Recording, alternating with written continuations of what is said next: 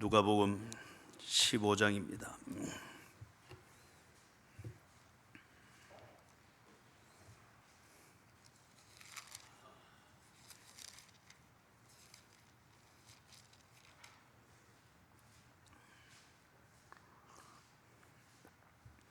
누가복음 15장 11절에서부터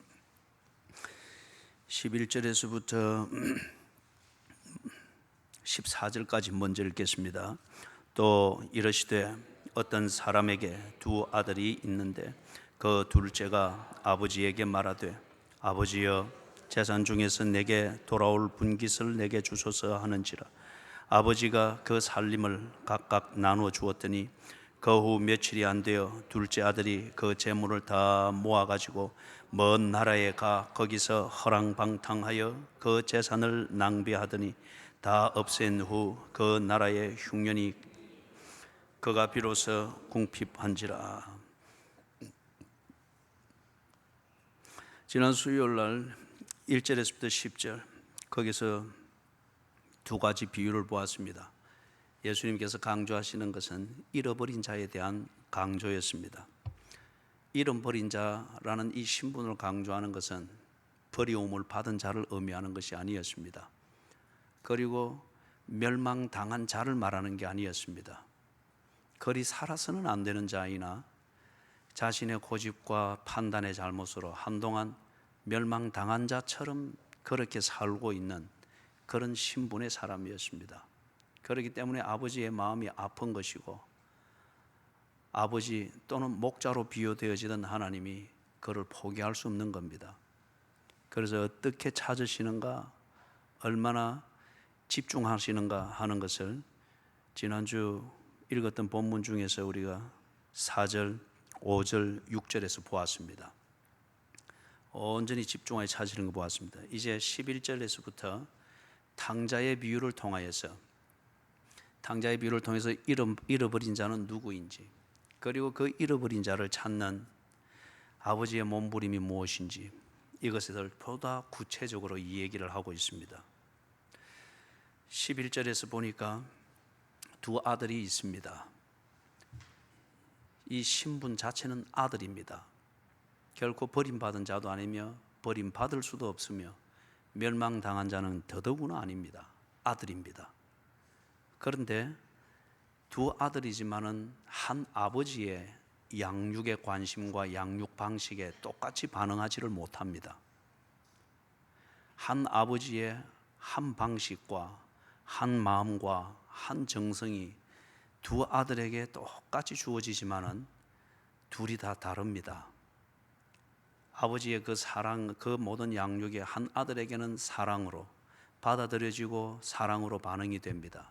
그래서 아들의 신분이 그렇게 늘 나타납니다.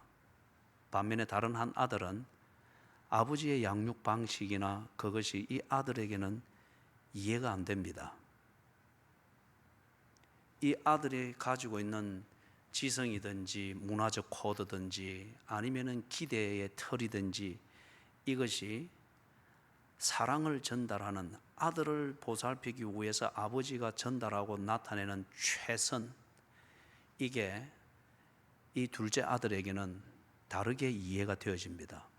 그래서 흔히 우리가 교회 생활을 하는 걸 통해서 하는 표현으로 상처받았습니다. 아버지는 자기에게 관심이 없는 것처럼 여겼습니다. 더 큰 것은 그것을 토대로 해서 아버지와 함께 있어서는 내 인생이 안 되겠다, 그렇게 믿어집니다. 여러분, 집안에서 탕자가 있다고 해서 잃어버린 자가 나온다고 해서 그 아버지가 잘못됐다고 하는 것을 의미하는 것이 아니라는 말입니다. 교회에서도 마찬가지입니다. 이런저런 문제들이 있을 수가 있고 탕자도와 같은 그런 일들이 있을 수가 있습니다. 그렇다고 해서 그 교회가 잘못됐다, 그건 현상이 있기 때문에 꼭 설교를 비판하고 불평하고 실족이 되는 자가 있기 때문에 당신의 설교가 잘못됐다, 그렇게 단정 지을 수만은 없습니다. 그렇기 때문에 그런 결과가 있을 수도 있습니다. 그러나 한편 여기서 보는 것처럼 3인 3색입니다. 최선을 다하고 온 마음을 다하여서 양육을 하고 때로는 설교를 전달하지만은 두 사람이 같은 설교를 들을지라도 한 사람에게는 그것이 진심 어린 사랑, 하나님의 말씀으로 여겨지되 다른 한 사람은 그게 단지 한 인간의 이데올로기요, 무언가 사람에 대한 선입관을 가지고서 자신의 계산을 전달하는 것으로 들릴 수가 있습니다. 그런 일들이 있다고 해서 이 가정의 아버지가 교육 방식이, 양육 방식이 틀렸다라고 단정하는 것, 이 시대에 가정의 중요성보다는 상담의 능력을 믿는 이 시대의 분위기가 그런 식으로 단정을 하면서 들어가는 경향들이 많죠. 또는 교회에서도 꼭 그럴 때에 먼저 설교자를 단죄하고 교회를 단죄하고 그럴 경우가 있습니다. 그런데 꼭 그것이 그런 것만은 아닙니다. 두 사람이 앉아 있을지라도 같은 설교를 듣고 같은 모강 속에 있지만은 한 사람에게는 그게 방식이 안 맞거나 기대에 부응하지 못할 때에 그 기대가 오르면 다행이지만은 그 기대가 이미 근본이 잘못된 기대일 것 같으면은 설교가 성경을 말할 때 그 설교는 들려질 리가 없습니다. 그래서 이 가정에 두 아들이 있는데 최선을 다하는 아버지의 그 사랑과 양육에도 불구하고 한 명의 어그러진 아들이 나옵니다. 우리가 흔히 말하는 탕자라고 그러죠. 그래서 15장의 문맥에서는 그 탕자는 우리 쉬운 표현을 말하면 이런 자입니다. 12절에서 이 탕자가 아버지에게 도전을 하죠. 자, 이것의 원인을 분석해 볼 때 이렇습니다, 여러분. 특히 포스트 모더니즘이 지나가고 그 잔재물을 가지고서 지금 문화든지 이 모든 것이 형성되어지고 있는 것. 그래서 지금 현대 사회는 정말 이상한 사회입니다. 부부 간의 이야기를 해도 대화보다는 각자의 삶의 영역을 건드리지 말라. 그리고 그렇게 건드리지 않으면서 까치발을 하고 조신조신하는 이게 부부 관계입니다. 그러니 피곤하니까 결혼을 안 하려고 하는 거예요. 부부 간의 대화의 언제나 시작과 끝은 그겁니다. 내 하고 싶은 대로 하도록 놔두라. 예?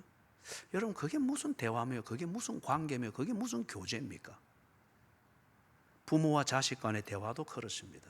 그리고 그렇게 해주는 게 집안 시끄럽지 않는 것으로 그렇게 됩니다. 그런데 여러분, 내가 하고 싶은 것을 내 방식대로 하고자 하는 이 이상한 철학에 딱 집착이 되어질 때 그게 그 사람의 신앙이 되어집니다. 이걸 우리가 흔히 하는 말로는 신념이라 그럽니다. 여기서 더 나아갈 때 그게 신앙이 됩니다. 내가 하고 싶은 것, 내 방식대로 사는 것, 내 하고 싶은 것을 내가 원하는 때에 하는 것, 여기에 집착하게 될 때 기존의 관계는 구속이요, 억제요, 불필요한 것으로 단정이 됩니다.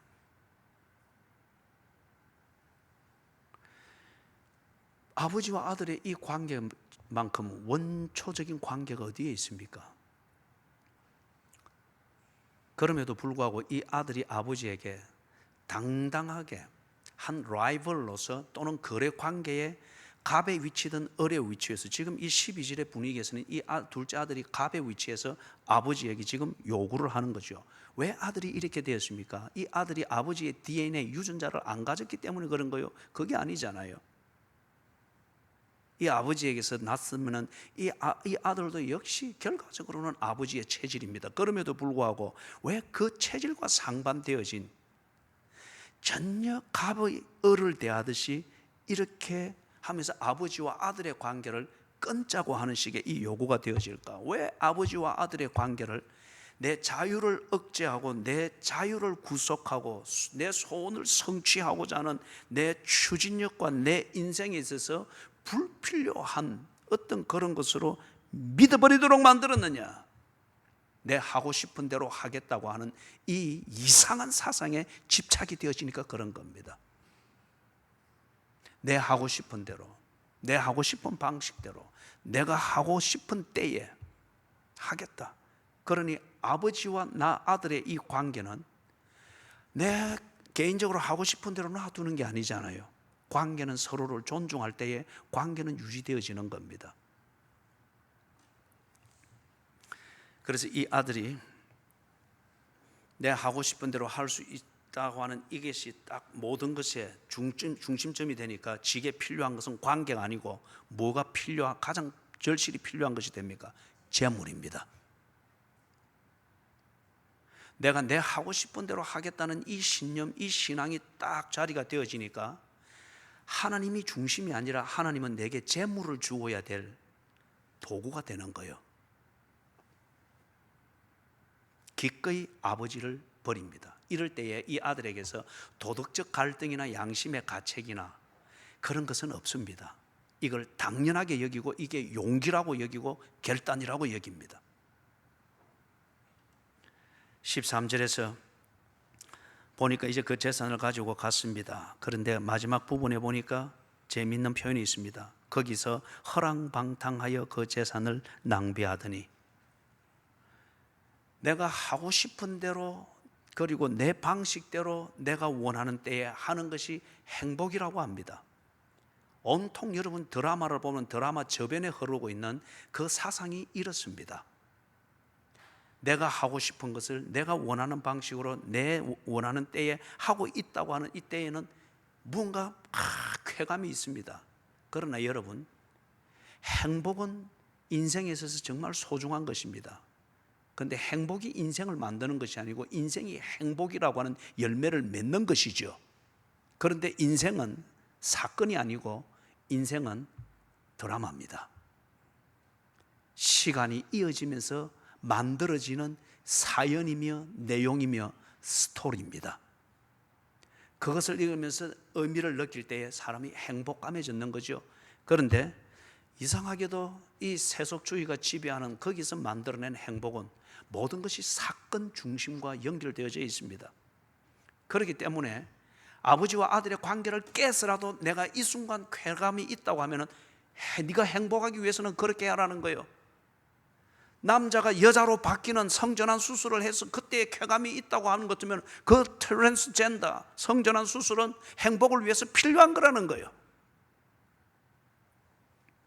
그런데 여러분, 내가 하고 싶은 것을 하고 싶은 방식으로 내 원하는 대로 하게 됐을 때에 그것은 결국은 모든 것을 낭비시킵니다. 이런 우스개의 표현이지만 아주 심오한 신학적 원리를 표현하는 유머러스한 그러한 표현이 있습니다. 하나님께서 하지 못하는 게 두 가지가 있습니다. 하나님은 거짓말을 할 수가 없습니다. 그렇기 때문에 하나님은 당신이 기도할 때 당신이 죄를 품고 죄를 위하여서 의를 가장하며 기도할 때 아간을 드러내고 아나니아와 삽비라를 드러내듯 죄를 지적하십니다. 하나님은 거짓말을 할 수 없기 때문에. 두 번째는 하나님은 사람의 욕심을 채울 수가 없습니다. 하나님은 사람의 욕심을 채울 수가 없습니다. 이 말이 뭐죠? 내가 하고 싶은 것을 내 하고 싶은 대로 하려고 할 때 결과적으로 채워지는 것은 아무것도 없습니다. 모든 것을 다 거기에 투자하여 낭비하게 만듭니다. 그럴 때에 마지막 남는 게 뭐냐? 꼭 말기암 환자가 마지막 말기에 있는 그 초췌한 모습과 같습니다. 말기암 환자가 시간을 보내면 보낼수록 자라는 것은 뭡니까? 암덩어리입니다. 그리고 이 암덩어리라는 이게 뭘 다 빨아먹은 거요? 중간에 세포로 다 이어져야 될 그 자양분을 중간에서 지가 다 착취해 보니까 암덩어리는 일이 커지는 반면에 다른 모든 부위는 앙상해집니다. 숨을 쉬는 것까지도 힘들어집니다. 그리하여 기진하여 죽었다 그리 말하지 않습니까?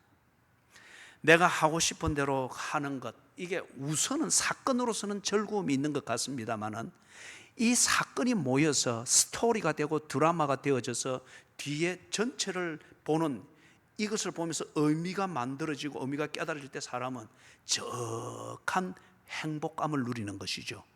그런데 이 둘째 아들과 같이 지가 하고 싶은 것을 하고 싶은 대로 하려고 하니까 모든 것이 다 낭비가 되어졌습니다. 암덩어리와 같은 지 욕구만 채워지지 않는 욕구, 그리고 그동안 재산을 낭비하면서 맛을 들여놓은 이것으로 인해서 팅팅 부른 암덩어리처럼 지 욕구는 분명하게 자라 있으나, 그러나 그 욕구를 쫓아가기에는 이미 모든 것이 기진하였습니다. 시드니에 있을 때에 60대 초반에 한 여자 교인이 있었습니다. 뒤에 예수를 믿고 이민 와서 고생을 하는 가운데 예수를 믿고 새로 개과천선을 했습니다. 그런데 이분이 언제나 부끄러워하는 게 있습니다.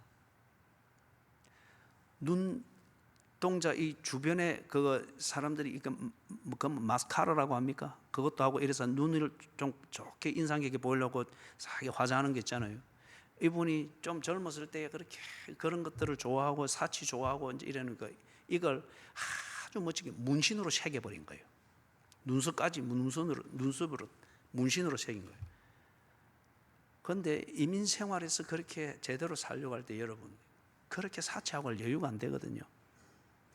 그렇게 한 10년을 이민 생활하고 나니까 관리도 안 되고 이제 일이 되니까 다 세월과 함께 세워졌는데 변하지 않고 뚜렷하게 남은 것은 문신으로 새겨놓은 눈동자의 가장자리와 눈썹입니다. 그래서 이분이, 이 여집사님이 언제나 이걸 보면서 한편 부끄러워하고 한편은 자기 자신에 대한 경종이 되는 거예요. 내 하고 싶은 대로, 그렇게 내 하고 싶은 대로 그때 즐기면서 살 때 남는 것은 이런 거라는 거예요. 부끄러운 인생뿐이라는 거예요. 그분이 젊었을 때 얼마나 자기 하고 싶은 대로 하기 위해서 자기 몸을 따듬기 위해서 집착을 했는가 하면은 허리를 언제나 24인치로 유지하기 위하여서, 키는 상당히 크신 분이에요. 24인치로 유지하기 위해서 이걸 쫄라매고 언제나 다 그렇게 다닌 거예요. 그러니까 나이가 들면은 세포가 처지고 그런 겁니다. 근데 이걸 억지로 늘 쫄라매면서 늘 그렇게 수년간을 다녀 놓으니까 뼈가 힘이 없어져 버린 거예요. 그래서 나중에 나이가 들고 나는데 이 허리를 펴지를 못하는 거예요. 키는 좀 큰데 허리는 펴지를 못하고 늘 이래 힘이 없으니까 이리 되는 데다가 눈은 새까맣지요. 눈썹도 새까맣지요. 그런데 다른 거는 전부 다 노쇠해서 이래 되죠. 하고 싶은 대로 하는 그 순간순간에 집착하게 될 때에 남는 그 모든 시간들은 허랑방탕입니다. 허랑방탕이 남기는 것은 그런 겁니다. 맛을 본 욕구만 키워놓고, 그러나 그것을 추구하기에는 이미 다 소진되어 버린 앙상한 육체와 그 육체를 보면서 내 스스로 가지는 자괴감과 패배감과 허망함입니다.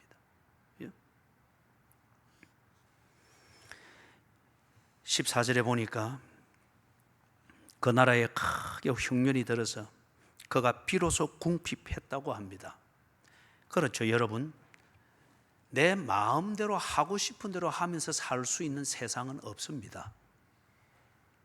이 둘째 아들이 많은 재산을 가지고 건강도 있고 막 힘도 펄펄 넘치고 의욕도 있고 그럴 때는 돌아보는 것마다 지가 할 수 있는 가능성으로 보였을 겁니다.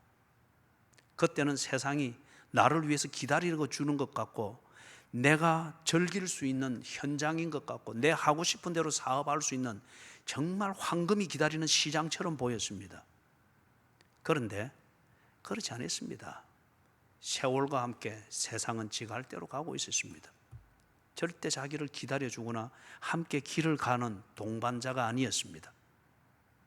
허랑방탕하고 난 뒤에 세상에 실려가서라도 갈까 싶었는데 세상은 이미 지가 할 길로 가고 없습니다. 세상은 신기루와 같은 것이었어요. 내가 하고 싶은 대로 할 수 있는 기회처럼 보이는 신기루였을 뿐입니다. 그걸 믿고 덤박 덤볐는데 신기루의 현실은 모래이듯이 덤박 덤겼는데 이 둘째 아들에게 있어서 그 세상이 실제로 나중에 떡 드러나고 보니까 뭐였죠? 허랑방탕하게 사는 그 현장이었을 뿐, 그리고 동그란 눈과 진한 눈썹만 있을 뿐 다른 모든 것은 몰골들은 말기암 환자와 같은 망가진 인생입니다.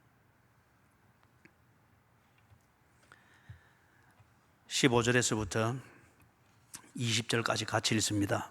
가서 그 나라 백성 중 한 사람에게 붙여 사니 그가 그를 들로 보내어 돼지를 치게 하였는데 그가 돼지 먹는 쥐염 열매로 배를 채우고자 하되 주는 자가 없는지라.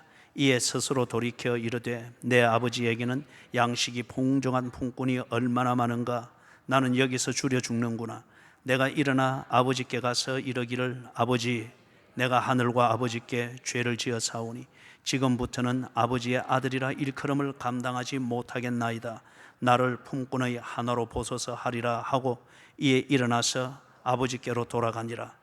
아직도 거리가 먼데 아버지가 그를 보고 측은히 여겨 달려가 목을 안고 입을 맞추니. 20절까지입니다.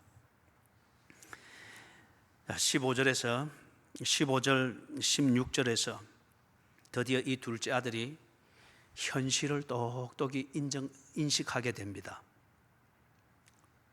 그 이전에는 아들이라는 신분은 있었지만 아들의 신분의 실체를 인식하지 못하는 사람이었습니다. 그리고 아들로서 살아가야 될 자신의 현실을 제대로 경험하지 못했고, 아니 경험할지라도 그 현실을 인식할 여유가 없었습니다.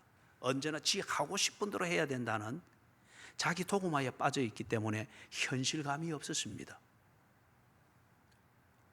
조금 전에 소개했던 60대 초반의 그 여집사님의 입장이면 언제나 사치하고자 하는, 사치를 즐기고자 하는 자신의 그 욕구와 감각에 꽉 있으니 모든 것은 사치를 즐길 현장과 기회로만 여겨졌지 현실을 제대로 보지를 못했습니다. 그런데 드디어 이 둘째 아들이 15절 16절에서 보니 자신의 현실을 인식합니다. 그리고서 자신의 처지가 어떤 상태인가 이것을 인식하며 받아들입니다.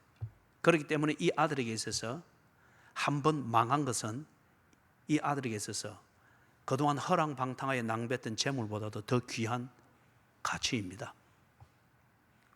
내가 누구인가를 아는 것, 그리고 내가 살고 있는 이 현실이 내 신분과 정체성에 맞는 것인지 아닌지를 알고 깨닫게 되는 것, 여기에서 내 인생의 드라마는 제대로 쓰여지기를 시작합니다. 성경을 통해서 볼 때에 철학적 질문이 거기서 나옵니다. 이 질문에 대해서 우리가 반드시 대답을 해야 됩니다. 아담아, 네가 어디 있느냐? 둘째는 가인에게 묻습니다. 네가 무엇을 하고 있느냐? 셋째는 빌립이 예수님에게 물었습니다. 진리가 무엇입니까? 이것의 기원과 결론을 모르는 인생들은 철학을 하면서 이 질문을 가지고 늘 고민합니다. 이 질문의 시작은 관계에서 시작됐습니다. 하나님이 인간을 창조하시면서 하나님과 인간이라는 이 관계가 만들어지면서 이 질문이 자연스럽게 주어졌습니다. 네가 어디 있느냐? 네가 관계 안에 있느냐? 네가 무엇 하느냐? 네가 사람으로서 할 짓을 하고 있느냐? 부모로서 할 짓을 하고 있느냐? 진리가 무엇입니까? 다른 말로 하면 내가 무엇을 위해서 살아야 됩니까?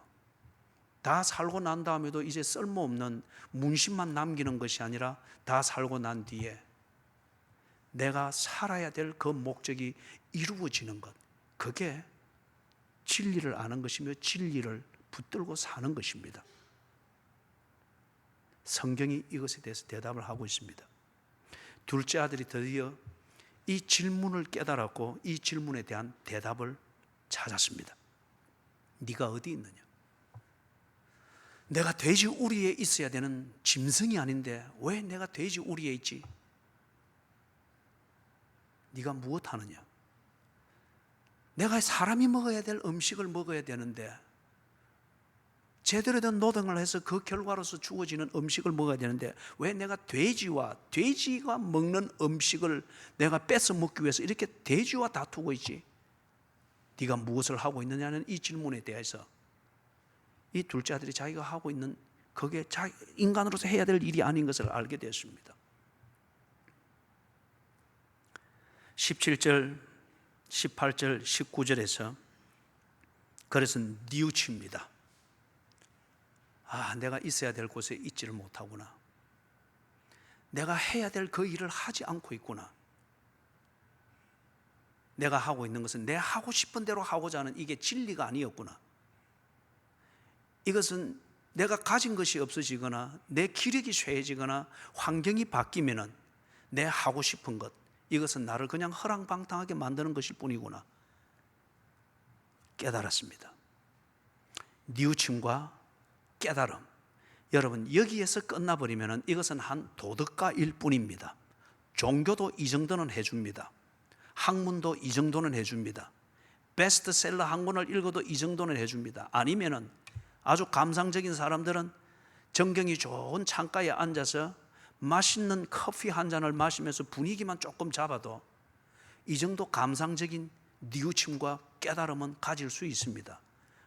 이제 나도 가정을 좀 행복하게 해야지, 집에서 좀 목소리 좀 낮춰야지, 그 정도의 깨달음을 할 수 있습니다. 그러면서 분위기 잡으면서 커피 홀짝홀짝 마실 수 있습니다. 그러나 문제는 뭐예요? 뉘우치고 깨달았다고 하는 이 도덕가적 어떤 그 감상에 젖었다고 해서 사람이 바뀌는 게 아니고, 가정이 바뀌는 게 아니고, 인생이 바뀌는 게 아니잖아요. 오히려 이런 잦은 뉘우침과 감상적인 깨우침, 그러나 그것이 행동이 되지 못하는 것이 반복이 되어질 때 사람들이 얼마나 악해지는 거예요. 얼마나 악해져요. 늘 뉘우치고 늘 깨달으니까 사람이 점점 철학적이 됩니다. 그러면서 많은 논리들을 얼마든지 미화시킬 수 있습니다. 그러나 행동이 바뀌지 않습니다. 그죠? 옛날 1960년대에 부산 일부 주필을 했던 이병주 씨가 쓴 짤막한 단편 소설이 있습니다. 그 제목이 철학적 살인입니다. 철학적 살인이에요. 사랑을 철학적으로 정의를 하면서, 그렇기 때문에 사랑하면은 네가 나를 죽일 수 있지 않느냐 하는 식으로 도발을 하는 거예요. 뉘우침과 깨우침, 이걸 통해서 사람이 양심의 가책을 가지고서 뭔가 새로운 각오다고 할 수 있는데, 그러나 그게 사람을 철학인으로 만들고 철학하는 사람으로 만들고 도덕가로 만들 때에 오늘 얼마나 많은 가정들이 높은 수준의 도덕을 말하면서 아주 화려한 철학으로 논리로 무장을 하면서 가정을 깨뜨리고 가족을 해체시키고, 그리고 가정이 꼭 말기암 환자 형상처럼 각자의 욕구만 팍 부풀려 있을 뿐, 가정이라는 의미는 아주 죽음을 눈앞에 둔 초췌한 말기암 환자의 그 몰골로 변질시켜 놓은 이 가정들이 얼마나 많으냐 말이에요. 이 둘째 아들이 지금 뉘우침과 깨우침에 있습니다. 그러나 여기서 끝나지 아니했습니다. 20절 초반절에 보니까 이에 일어나서 아버지께로 돌아가니라. 이걸 보고 회개라고 합니다. 이게 있을 때에, 20절 초반절에 이 행동이 나올 때에 뉘우침과 깨우침은, 뉘우침과 깨달음은 진정한 그리스도인의 진정한 기도요 경건이 됩니다. 왜 하나님께서 우리에게 뉘우치게 하고 깨닫게 하시는가? 행동하도록 하기 위해서입니다. 우리가 뉘우치고 깨달으면서 분위기를 잡고 감상적은 되되, 그러나 행동은 언제나 손발에 배어있는 습관대로 하고 감각대로 합니다. 그렇기 때문에 예수께서 그들을 가르쳐 외식하는 자들이라고 했고, 지 사는 그 방식을 하나님이 주신 은혜라고 주장하며 가르치는 자들을 가르쳐 독사의 새끼들이라고 그랬습니다. 어쩌면 오늘 우리가 가정에서 어중간한 믿음을 가지고 이렇게 한두 번 예배를 드리는 이 진지함과 그것을 통해서 한쪽 편에서 가지는 뉘우침과 깨우침을 가지고서, 그러나 조금도 변하지 아니한 삶의 내용으로 가정에서 휘젓고 있는 것 때문에 오늘 우리의 자식들이 예수 믿을 필요를 못 느끼는 겁니다. 그럴 때에 그런 부모는 예수님이 바리새인들에게 지적하듯이 외식을 일삼으며 사람들을 오도하는 독사의 새끼들입니다.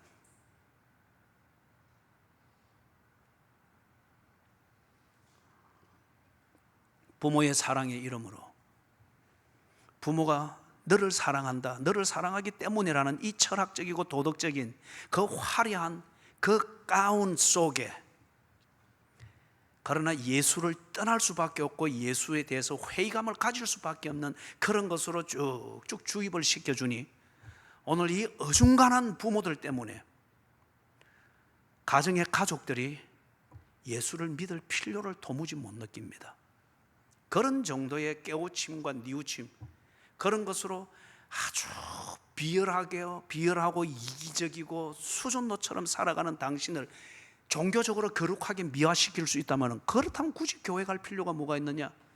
그보다는 칸트를 읽고 공자를 읽고 그리고 불교 철학을 읽으면서 아주 세련되게 지 욕심을 미화시킬 수 있는 그런 종교 철학이 있는데 굳이 뭔 교회 가서 그럴 수 있느냐? 우리의 똑똑한 자식들을 그런 식으로 다 예수 밖으로 다 몰아내 버렸습니다. 회개는 네가 어디 있느냐, 본이 내가 돼지우리에 있는 이것을 알고 현실을 인식하며 자신의 처지를 분명히 깨닫는 이 뉘우침입니다. 두 번째는 내가 해야 될 일을 하지 못하고 있구나 하는 이것을 깨달으며 뉘우치는 겁니다.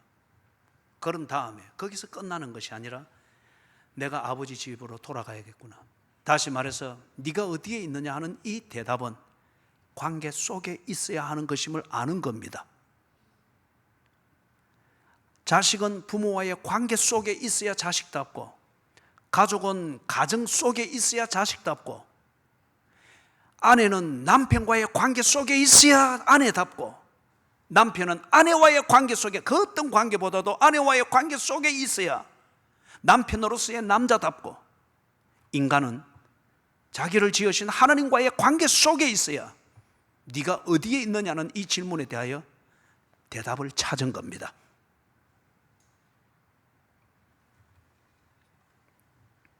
그 관계 속으로 돌아가는 실천이 있어야 됩니다. 누가 나를 어떻게 붙들든지, 어떤 직업이 어떤 지금 현실의 휘황찬란함이나 아니면 매력적인 그 무언가가 나를 붙들고 있을지라도 내가 그것을 뉘우치고 깨달았으면 깨달은 대로 돌아가야 합니다. 그 20절 초반절에 나오는 이 실천이 있을 때 사람을 바꾸는 회개가 이루어지는 겁니다. 그리고 나로 인하여서 실족게 된 자들이 다시금 생각하고 돌아올 수 있는 첩경이 마련되어지는 그 회개가 진정이 이루어지는 겁니다. 20절 하반절에서 아직도 거리가 먼데 아버지가 그를 보고 척은히 여겨 달려가 목을 안고 입을 맞추니, 여러분, 이 아버지가 둘째 아들을 버린 게 결코 아니었음을 알 수 있습니다. 아버지의 그 진심 어린 사랑과 양육이 두 아들이지만, 한 배에서 난 두 아들이지만 각각의 문화가 다르고 개성이 다르고, 그중 그나마 둘째 아들이 자기 생각과 내 하고 싶은 이 철학에 꽉 사로잡혀 있으니 아버지의 진심이 오히려 이 아들에게는 거추장스럽고 내 인생을 망치는 구속과 억제로 여겨졌습니다. 아버지가 이 아들을 달리 가르칠 길이 없는 거예요. 내 하고 싶은 대로 하는 것이 복음이고 내 하고 싶은 대로 하는 것이 행복이고 이게 진리라고 믿고 있는 이 아들을 매로 다스린다고 해서 때릴 수는 있으나 그것이 결과가 없다고 하면은 아들을 때리는 아비의 심정이 얼마나 아프겠어요. 때리는 게 목적이 아니라 이 아들을 바로 고치는 게 목적이잖아요. 내 하고 싶은 대로 하는 이것이 나를 행복하게 하는 것이라는 이 신앙을 바로 잡기 위해서 이 아버지가 마지막 둔 수가 허용이었습니다. 네 하고 싶은 대로 해봐라. 그게 진리인지 아닌지 네 하고 싶은 대로 해봐라. 그리고 아버지는 노심초사 기다렸습니다. 아들을 사랑하되 사랑하는 만큼 그렇게 교육하여 그렇게 기대하는 열매를 만들 만한 재주와 지혜와 능력이 아버지에게 없습니다. 그러나 그 아들을 있어야 될 곳에 있게 하고 해야 될 일을 하게 하면서 진리를 따라 살아 세월이 지난 뒤에 쓸모없는 문신만 남는 것이 아니라 세월을 제대로 산 하나님의 형상으로서의 인간의 그 고상한 모습으로 남는 진리를 따라 사는 이 삶을 위해서 가르치기를 원하는 것은 아비의 심정입니다. 그래서 이 아비가 하는 마지막 그 사랑의 교육의 방식이 뭐냐? 허용입니다. 네 하는 대로 해봐라. 이거는 버리는 게 아니죠. 멸망이 아니죠. 소위 말해서 호적을 파는 것이 아니죠. 그리고 기다립니다. 노심초사 기다립니다. 그렇기 때문에 20절에서 아직도 거리가 먼데 기다림 끝에 돌아와 주니 얼마나 감사한지 모릅니다. 돌아오는데 분명히 돌아올 때는 저 아들이 뉘우치고 깨닫고 그리고 돌아오는 것임을 알기에 달려나가서 맞이합니다. 아버지의 양육입니다. 하나님의 마음이 그렇다는 겁니다.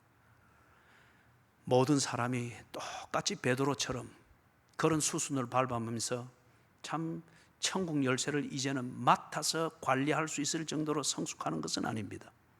같은 설교를 들으면서 어느 사람은 그것 때문에 삐그러집니다. 같이 교회 생활을 하면서 어떤 사람은 그 속에서 썬 나물처럼, 썬 뿌리처럼 그렇게 오도가 되어집니다. 그럴 때에 그게 본심이 아닌 이상, 가만히 들어온 자, 그런 그게 아닌 이상 때로는 교회가 권징이라고 하는 것을 통하여서 허용이라는 이 방법을 씁니다. 그러나 기다립니다. 기다립니다. 이 기다림이 때로 우리의 전도 활동을 통하여서, 때로 중보의 기도를 통해서, 때로 권면을 통하여서, 때로는 잠잠히 그 기다림을 표현할 말이 없고 언어가 없을 때 잠잠히 침묵 속에서 때로는 그 기다림의 안타까움이 눈물이 쏟아지는, 그러나 그 시간을 묵묵히 기다리면서 돌아올 때를 기다립니다. 하나님이 그 마음으로 허용하심을 통하여 수많은 죄인들을, 탕자와 같은 수많은 죄인들을 불러들였고 그 중에 하나가 어거스틴이었죠. 어거스틴이 돌아오고 난 뒤에 고백록에서 그리 밝혔습니다. 하나님이 나를 사랑하시되 이 세상에서 사랑할 자가 나 하나밖에 없는 듯이 나를 사랑하셨다. 돌아오보니 하나님이 그렇더라는 거예요. 여러분 자신은 어느 단계입니까? 이 세 가지 질문의 대답을 찾고 그대로 살고 있습니까? 네가 어디 있느냐? 네가 무엇을 하고 있느냐? 진리가 무엇입니까?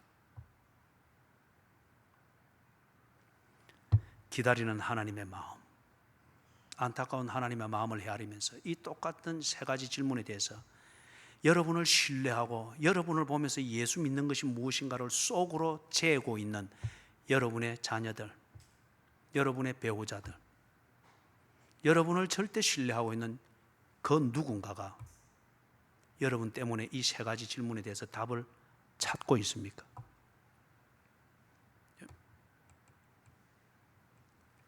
잃어버린 잃은 자와 같은 이 아들을 기다리는 아비의 심정으로 여러분들이 책임을 지고 이 아비의 심정으로 기다림과 돌아옴을 위해서 수고하고 사랑을 베풀어야 될 그 사람들을 위하여서 여러분이 해야 될 일을 할 수 있기를 바랍니다. 잃어버린 자를 위해서 여러분이 있어야 될 자리에 꼭 있기를 바랍니다. 잃은 자를 위해서 사랑을 표현하되 진리를 따라 하시기를 바랍니다. 15절 16절에서 나왔던 것처럼 이 현실 인식과 자기 인식을 하지 못하도록 돕는 것은 그건 참된 전도나 참된 사랑이 아닙니다. 호들갑을 떠내는 게 사랑이 아니죠. 이 아버지가 하는 것처럼 현실을 인식하고 지 자신의 처지를 똑똑히 인식하고 그리고 진실로 뉘우치고 깊이 깨달으면서 회개하여 돌아올 수 있도록 돕는 것이 사랑입니다. 그게 전도입니다. 우리 어지신 목자 찬양할까요?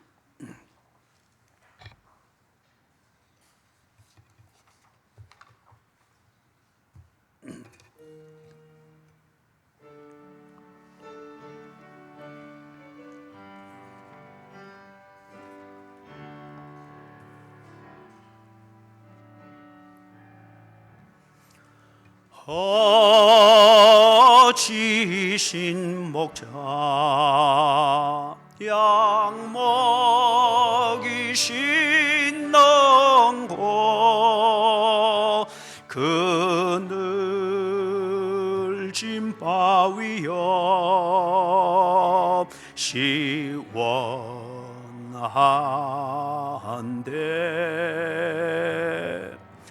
나 어찌 떠나서 양떼를 버리고 위태한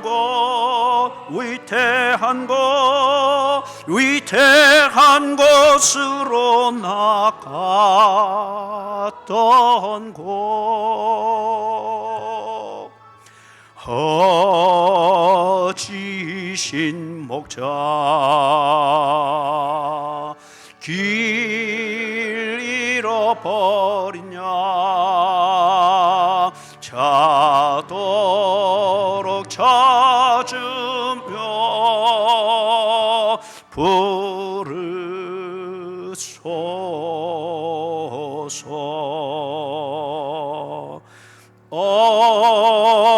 어지신 목자 날 가르치시고 주 따라가는 길 가르치사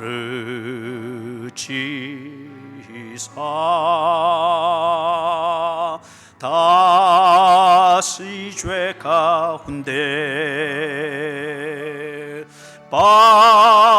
빠지지 않도록 나를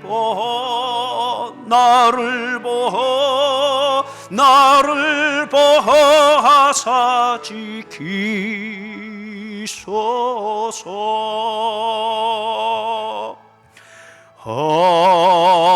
허지신 목자 택하신 모든 양 다 들어가도록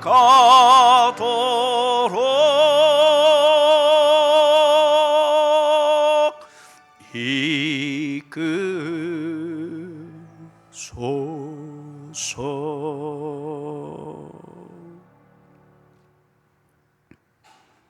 하나님, 방금 음악을 빌어 주 앞에 기도했던 것이 우리의 진심입니다. 도와주시옵소서. 주 예수 그리스도의 은혜와 하나님 아버지의 무한하신 사랑과 성령님의 돌보시며 교통하시는 은혜가 이런 자를 찾으시는 하나님의 그 마음을 들여다보며 내 자신을 살피고 또한 나를 통하여서 이런 자가 된 내 자식 아니면 내 가족들이 주께로 돌아와야 되는 그 그림을 그리면서 저들의 삶의 자리로 돌아가는 모든 양무리들 머리 위에 지금으로부터 언제나 함께 계실지어다. 아멘.